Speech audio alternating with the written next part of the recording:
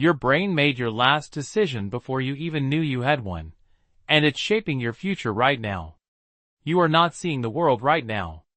That sentence bothered me the first time I heard it. Not because it sounded dramatic, but because it came from a neuroscience lecture, calm, precise, full of data. The professor wasn't trying to shock anyone. He was simply describing how vision works. Still, I remember sitting there, feeling a quiet unease growing in my chest, as if a basic assumption about reality had just cracked. For most of my life, I believed perception was straightforward. Light enters the eyes, signals travel to the brain, and I experience the world as it is. Simple cause and effect. Reliable. Immediate. But the deeper I started reading about biology, especially the mechanics of perception, the more that certainty began to dissolve. Because it turns out that what feels like a continuous, stable reality is anything but. Right now, as you look around, everything seems steady. The room holds together. Objects stay in place. Your vision feels smooth, uninterrupted, trustworthy. It feels like you are observing the world directly moment by moment. But biologically, that is not what is happening. Your eyes are not calmly recording a scene. They are jumping. Several times every second, they make sudden, rapid movements called saccades, snapping from one point to another. Each movement is incredibly brief, about 50 milliseconds, yet during that instant, something astonishing happens. Your brain temporarily shuts down your vision. You go blind. Not once. Not rarely. Thousands of times every single day. When scientists calculated the total duration of these tiny blackouts, the number stunned me. Over the course of a normal day, your vision is turned off for roughly 2 hours. 2 full hours in which your eyes are not providing a clear picture of the world. And yet, you never notice the darkness. You never see the gaps. You never feel the interruptions.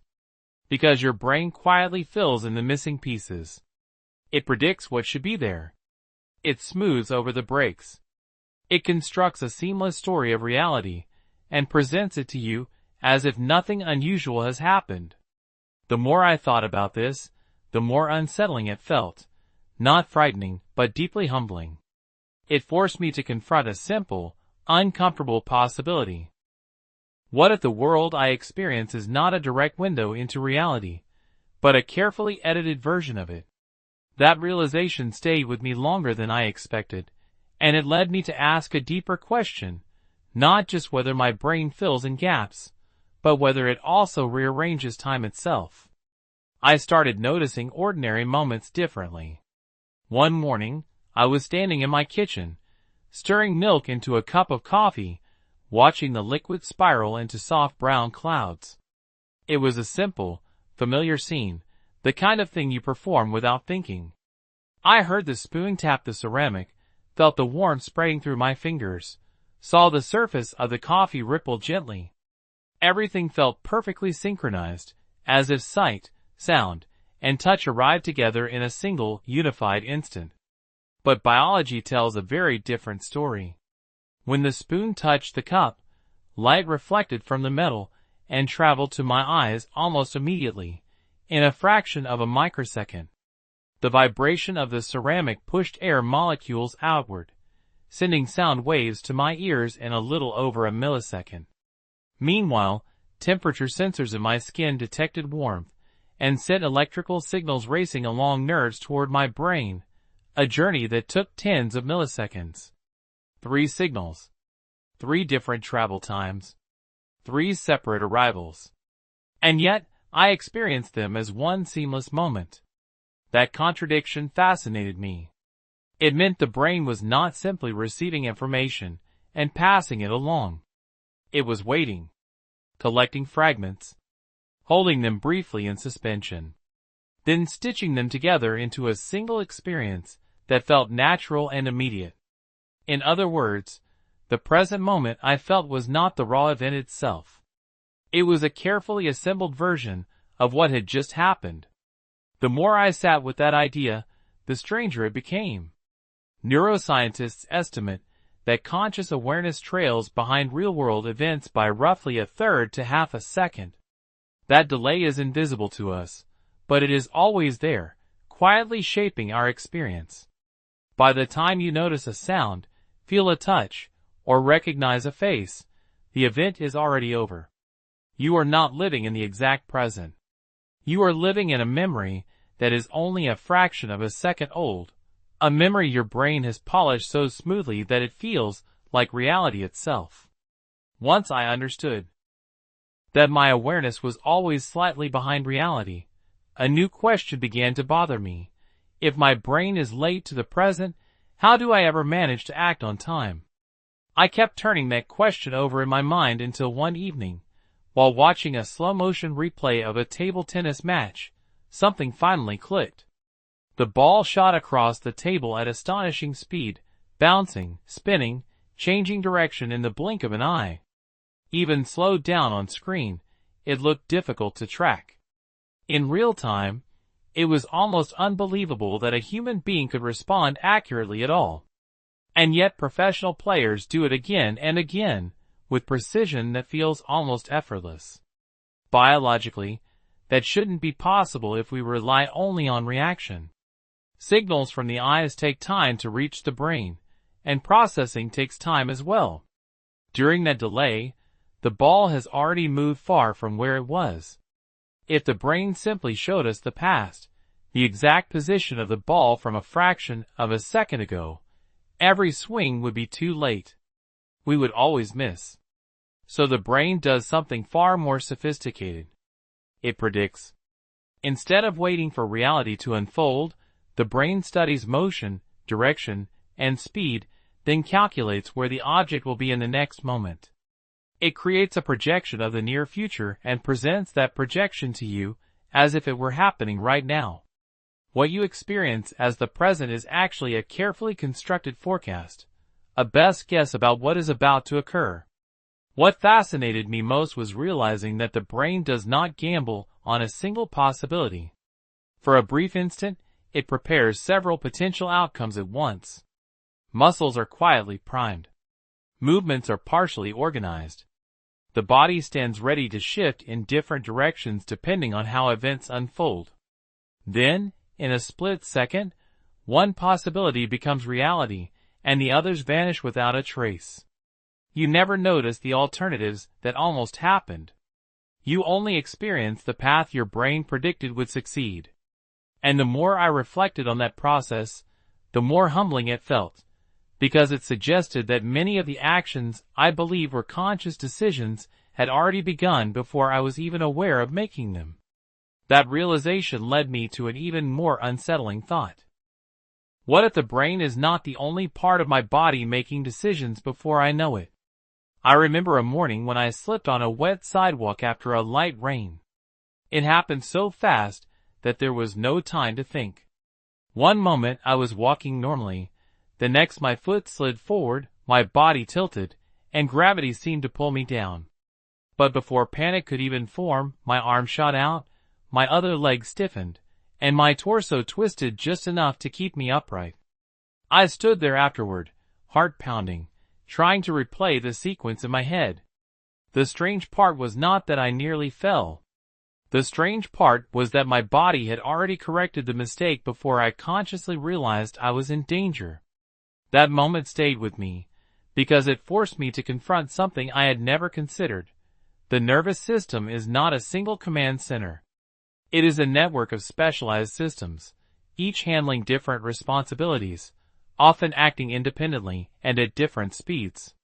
When your foot begins to slip, tiny sensors in your muscles and joints detect the sudden change in tension. Structures deep inside your inner ear, delicate loops filled with fluid, sense the shift in balance and orientation. These signals rush not only to the brain, but directly to the spinal cord and brainstem, regions designed for speed rather than reflection.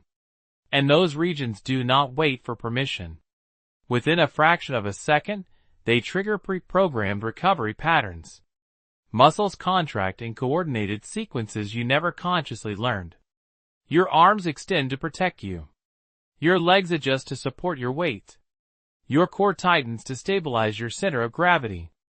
By the time awareness finally arrives, the moment you think, "I'm slipping," your body is already trying to save you. What struck me most when I learned this was not a loss of control, but a deeper sense of respect. It made me realize that survival is a shared effort inside the body, a quiet collaboration between systems working tirelessly behind the scenes, keeping you safe long before your conscious mind even understands what is happening. Realizing how many systems inside my body were working ahead of my awareness left me with a quiet, uncomfortable question that I couldn't ignore. If so much happens automatically, where do I actually fit into my own life? For a while, that thought felt unsettling. It almost sounded as if control was an illusion, as if my actions were simply the result of hidden processes running beneath the surface. But the more I kept reading and reflecting on human behavior, the more my perspective began to shift. I started to see that consciousness was never meant to manage every tiny detail. Its real strength lies somewhere else, in shaping patterns over time. I noticed this most clearly in my own routines. There are mornings when I wake up feeling hungry at nearly the same hour, even before I look at the clock. My body seems to anticipate the moment. Hormones begin to change. My stomach tightens slightly. Energy levels shift. It feels spontaneous, but biologically, it is preparation. My brain has learned a pattern from repeated experiences and now predicts what my body will need next. The same pattern shows up in emotions. If I know I am about to step into a challenging situation, giving a presentation, meeting unfamiliar people, facing uncertainty, I can sometimes feel tension building long before anything actually happens. My heart beats faster. My breathing becomes shallow. My thoughts grow more alert. It is not simply a reaction to the situation.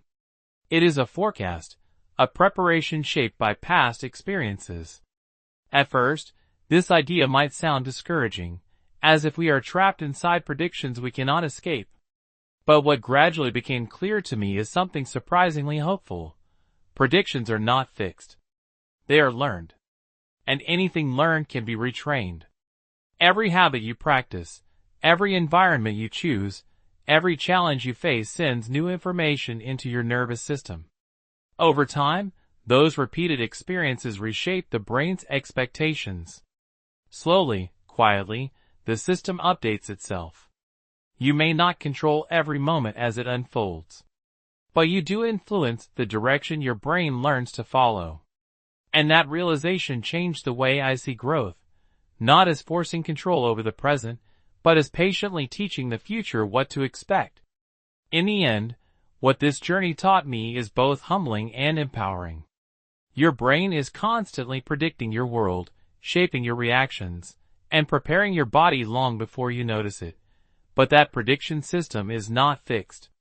It learns from repetition, from habits, from the environment you place yourself in every day. The real power you have is not controlling every second, but training the patterns that guide your future. So if you want a calmer mind, a stronger body, or a more confident life, start by changing what you practice consistently today, because tomorrow's reality is being rehearsed right now. Now I'm curious about your perspective. What is one small habit you practice daily that you believe is shaping your future?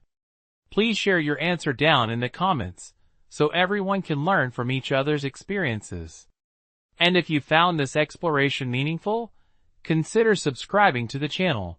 Your support truly motivates us to keep creating thoughtful content like this in the future.